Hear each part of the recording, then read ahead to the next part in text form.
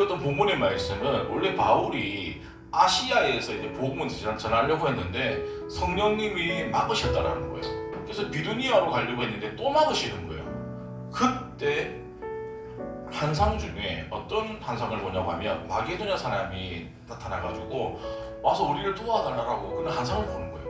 그래가지고 바울이 원래 가려고 했던 그 일정을 다 바뀌고 나서 유럽으로 갑니다. 그래서 유럽에 복음의 문이 열려지게 되어지죠. 사실 어떻게 보면 바울이 복음을 전하려 해가지고 복음을 전했을 때 그 결과값보다 유럽으로 갔을 때 그 결과값이 훨씬 더 크다는 거예요. 그러니까 하나님은 우리보다 항상 먼저 일하시고 우리보다 더 큰 계획들을 가지고 있다라는 것들을 믿으시기 바랍니다. 우리는 우리 인생을 설계를 합니다. 계획을 합니다. 그런데 우리 하나님은 내 생각보다 더 크게 우리를 사용하시려고 하는데 우리는 그 하나님의 크신 계획들보다 자꾸 내가 했던 그 계획을 고집하는 삶이 너무너무 많다는 거예요. 그럼 뭡니까? 그 은혜들을 받아 누릴 수가 없다는 거예요. 만약에 바울이 성령님께서 막으심에도 불구하고 아닙니다, 저는 가야 됩니다라고 했을 때 물론 사역할 수 있겠죠. 근데 하나님은 더 이상 바울을 사용하시지 않는다는 거예요. 하나님은 그분의 일을 하기 위해서 또 다른 누군가를 계속 세워서 사용해 주신다는 것들을 우리가 기억하시기 바랍니다. 그래서 우리는 성령님이 말씀이 원하는 대로 순종하기만 하면 우리 인생 가운데, 우리 삶 가운데, 우리 사역 가운데 하나님이 놀라운 은혜들을 허락해 주신다는 것들을 믿으시기 바랍니다. 오늘 이순정 선생에 대해서 이제 함께 나누면서 이제 설교를 풀어나갈 것인데, 자, 먼저 우리가 봤던 영상을 봤던 이순정 선생은 처음부터 예수님을 믿으려고 일본에 간 사람은 아니었습니다. 왜 일본에 가게 됐습니까? 서양의 과학 기술이나 그것들을 배워가지고 빨리 성장하기 위해서 일본을 가게 되어졌죠. 그래서 이순정 선생이 가시면 오로지 기술이었고 근대화였습니다. 근데 하나님이 그의 인생을 다른 방향으로 틀으신다는 거예요. 자, 인생에는 내가 계획한 길이 있고 하나님이 계획한 길이 있습니다. 그런데 우리가 늘 착각하는 게 뭐냐고 하면 내 계획이 하나님의 계획이라고 착각할 때가 너무 많다는 거예요. 그런 사람의 대부분의 특징은 기도하지 않는 사람이에요. 기도하지 않으면 하나님이 나에게 뭐라고 말씀하시는지 안 듣는다는 거예요. 안 듣다 보니까 시행착오를 겪을 수밖에 없다는 거예요. 자, 결국에는 우리가 우리 계획을 많이 한들 그 걸음을 인도하시는 분은 내가 아니라 하나님이시라는 것들을 믿으시기 바랍니다. 이수영 선생은 일본에서 기술을 배우러 갔지만 복음을 뜻밖의 만나게 되어지고 그래서 그것들을 통해서 하나님은 하나님 나라를 위해서 사용해 주신다는 것들을 기억하시기 바랍니다.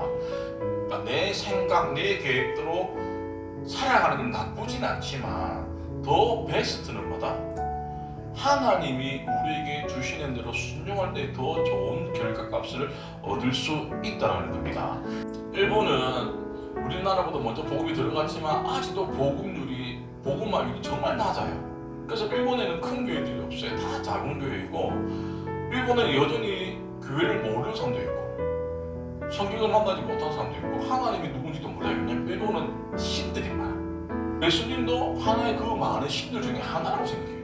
복음이 우리보다 먼저 믿었음에도 불구하고 우리가 그들을 볼 때는 답답할 수도 있지만 또 복음의 빚진 자로서의 사명을 가지고 우리가 함께 일본을 가야 될 줄 믿습니다.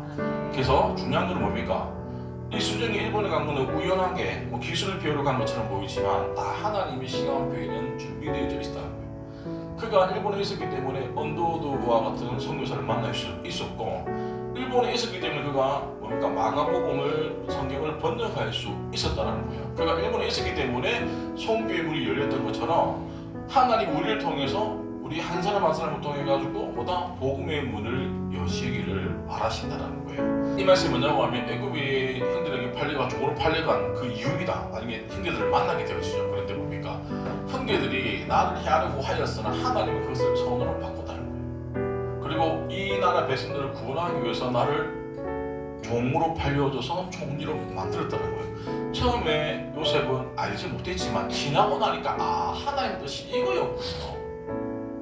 깨닫게 되는 겁니다. 사람은 처음부터 깨달을 수 있는 존재가 아니에요. 시간이 지나고 나면 하나님 왜 나에게 그때 그렇게 하라고 하셨는지 순종하고 나니까 이제서야 이해가 되네요라는 것들이 너무 많다라는 거예요. 지금은 이해가 안 되기 때문에 불순종하는 게 대부분이에요. 그런데 불순종하다 보면 경험할 수가 없다라는 거예요. 또 하나, 하나님은 한 사람의 순종을 통해서 한 나라, 민족의 역사를 바꾸게 되어지는데, 보세요. 노아를 통해서 다 죽을 수밖에 없는 그 인류들을 구원했죠.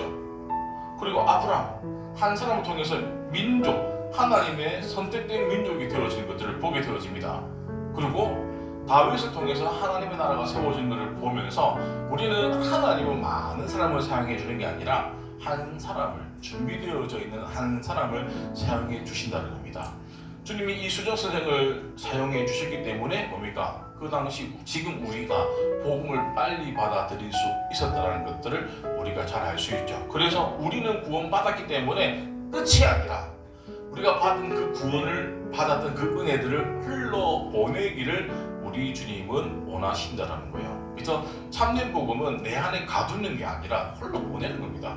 우리가 전도하는 일도 그거죠. 내가 받은 그 은혜를 나만이 가지고 있는 것이 아니라 계속 흘러보내서 더 많은 사람들이 구원받을 수 있는 그 일에 우리 주님은 우리를 사용해 주시기를 원하십니다. 거저 받았기 때문에 거저 주는 겁니다. 복음은 소유하는 게 아니라 흘러보내고 전해야 된다는 것들을 기억하시기 바랍니다. 어제 봤던 영상에 보면 이수정 선생이 미국 교회에 대해서 이제 막 편지를 쓴 내용이 기억이 나죠. 1883년 12월 달에 보냈던 그 글의 일부입니다. 예수 그리스도의 종된 나 이수정은 미국에 있는 형제자매들에게 문안합니다. 아직도 수천만 우리 민족은 하나님의 참된 도를 모르는 채 이방인처럼 살고 있습니다. 제가 우려하는 것들은 여러분이 우리에게 복음을 전하지 않고 다른 나라의 교사들을 파송하는 것입니다. 복음이 퍼져나가는 오늘과 같은 시대에 이 일을 위해 밤낮으로 기도하고 있으니 선교사를 보내주십시오. 결국은 말합니다. 선교사를 보내달라는 얘기예요. 보세요. 조선에는 그 당시 이수정 씨는 기술을 배우러 갔지 복음을 들으러 간 게 아니에요. 근데 하나님이 그를 복음의 도구로 바꾸셨다라는 거예요. 그래서 지금 조선에 필요한 것들은 물론 과학기술이라든지 아니면 전신, 전기도 필요하겠지만 더 중요한 게 뭐다? 복음이 필요하기 때문에 우리 조선에 복음을 전할 수 있는 선교사를 보내달라는 그 편지를 보내게 됩니다. 그랬을 때 그 편지를 보고 언더우드와 아펜젤러가 뭡니까? 우리나라 와가지고 선교사가 와서 복음을 전하게 되어지는 것처럼 그 이수정의 그 편지 한 통을 통해서 조선이라는 나라가 복음에 들을 수 있는 계기가 되어졌다는 거예요. 우리 주님은 지금도 제2의 이수정과 같은 사람들을 찾고 계시는 거예요. 그래서 교회는 하나님의 선교에 동참하는 일을 하는 겁니다. 선교는 하나님의 미리보다 준비하셔서 우리를 그 일에 동참시켜주는 거예요. 우리가 주인이 아니라는 거예요. 우리는 객이라는 거예요. 주인이 원하는 대로 뭡니까? 반응하는 게 우리의 모습이지 우리가 주인이 되어져서 진두지휘하면서 복음을 전하는 것은 우리 주님이 원하시지 않는다는 것들을 기억하시기 바랍니다. 그래서 성교학에서 이런 용어가 있어요. 미시오데이라는 뜻이 있는데 이게 뭐냐고 하면 하나님의 선교라는 뜻이에요. 우리가 가서 복음을 전한다 이게 아니라 하나님이 준비되어 있는 곳에 가서 우리는 가서 하나님이 세팅감이 맞추어진 대로 복음을 전할 뿐이라는 거예요. 우리가 절대 메인이 아니라는 것들을 기억하시기 바랍니다. 자, 씨앗을 심는 사람 따로 있고 물 주는 사람 따로 있고 자라게 하는 사람이 따로 있다는 거예요. 우리는 올해는 이제 오사카로 가죠. 오사카라고 가서 우리가 복음을 전하는데 뭔가를 전도 용품을 주면서 이것도 전도지만 우리의 착한 행실도 전도가 되어지는 거예요. 우리의 밝은 미소도 전도가 되어지는 겁니다. 그러니까 우리가 오사카로 가서 그 모든 일정 가운데 우리가 밝은 그 미소를 누가 볼지는 모르겠지만 그것들이 우리를 통해서 복음으로 사용되어질 수도 있다는 거예요. 왜냐하면 잘하게 하시는 분은 하나님이시기 때문에 복음을 전할 때 내 의가 드러나는 것이 아니라 하나님의 모습이 하나님의 의만 드러나야 되는데 중요한 건 뭡니까? 이수정 선생이 그가 미국으로 편지를 보낼 때에 자기 의나 아니면 나는 그래도 조선의 한 고위 관리로서 정중하게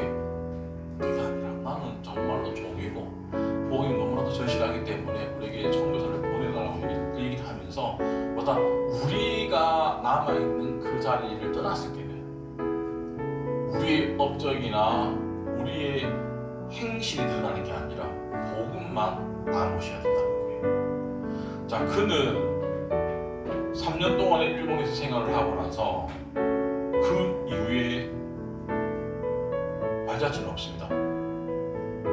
물론 우리가 그 당시 그거를 조사하지 않았겠지만 우리가 지금 오랜 시간이 지나서 그를 기억하는 것은 뭡니까?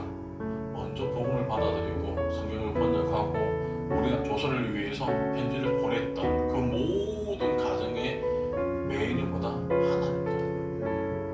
그분만 드러나기 위해서 그가 사용되어졌다는 거예요. 상대적으로 그 당시에 들어왔던 선교사들, 언더로드라든지 아펜젤을 우리가 다 알아요. 그런데 이 수석 선생은 잘 모르실 거예요. 근데 뭡니까?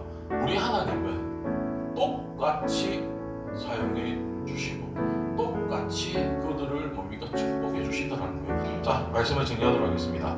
하나님 우리보다 더 큰 계획을 가지고 계시고 하나님은 많은 사람을 쓰는 게 아니라 준비되어져 있는 한 명이시다. 마찬가지로 비록 우리 교회는 작은 공동체지만 누구보다도 하나님이 우리 한 명 한 명을 집중하고 계시고 준비되어져 있는 우리를 보다 사용해 주신다는 거죠. 그래서 제2의 이수정 씨가 누가 될지 몰라. 우리 중에 자기가 해야 될 일을 최선을 다해서 준비가 되어 있다고 하면 더 귀하게 사용하실 줄 믿으시기 바랍니다.